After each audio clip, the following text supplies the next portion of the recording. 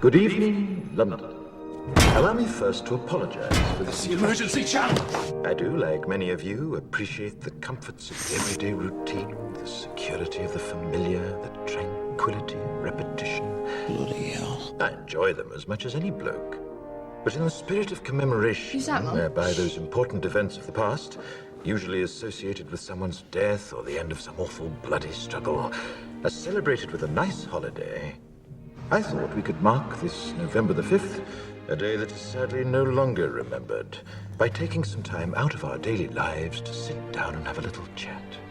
There are, of course, those who do not want us to speak. Let me think, just let me I think. suspect even now, orders are being shouted into telephones, and men with guns will soon be on their way. It's Chancellor Sutler.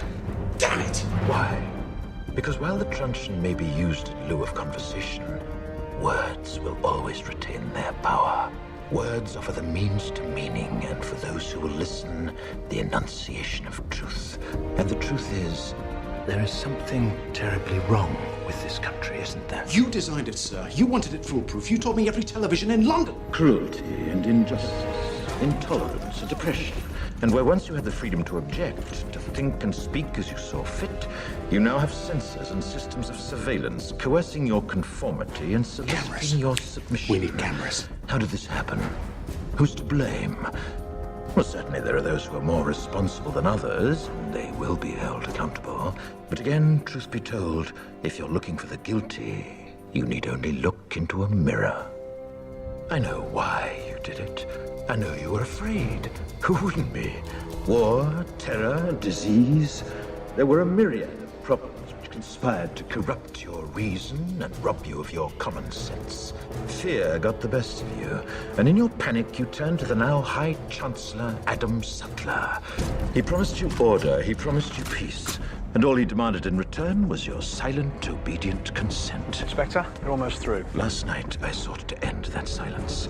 Last night, I destroyed the Old Bailey to remind this country of what it has forgotten.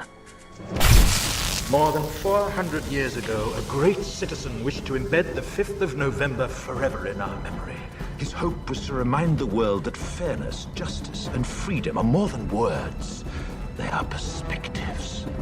So if you've seen nothing, if the crimes of this government remain unknown to you, then I would suggest that you allow the 5th of November to pass unmarked.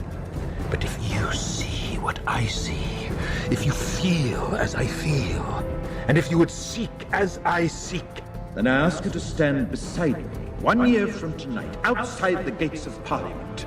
And together we shall give them a 5th of November that shall never, ever be forgotten.